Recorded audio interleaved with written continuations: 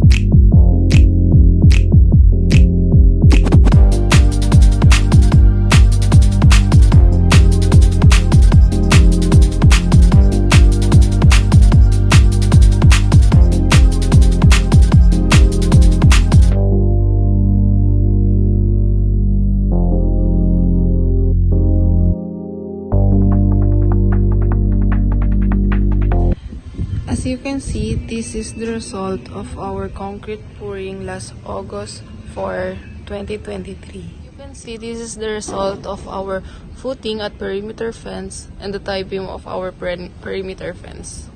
So the said concrete pouring was composed of 6 cubic, which is 3000 psi, 3/4, 28 bays. Currently, we're doing the masonry work at left side of our perimeter fence with the stiffener columns. For our footing, the size of this is 120 by 150 cm, while our tie beam measures 250 mm and 500 mm in depth. Meanwhile, we're also starting our preparation on our scaffolding for our second floor.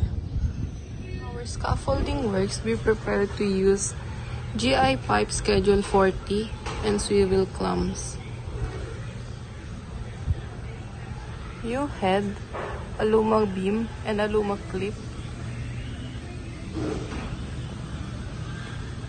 For our scaffolding works, we prefer to use GI pipe schedule 40 and swivel clamps.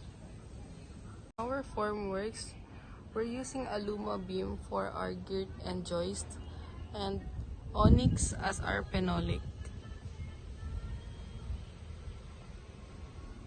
Our lateral and vertical scaffolding works, we prefer to use GI pipe schedule 40 size 1 and 1/2 and also swivel clamp.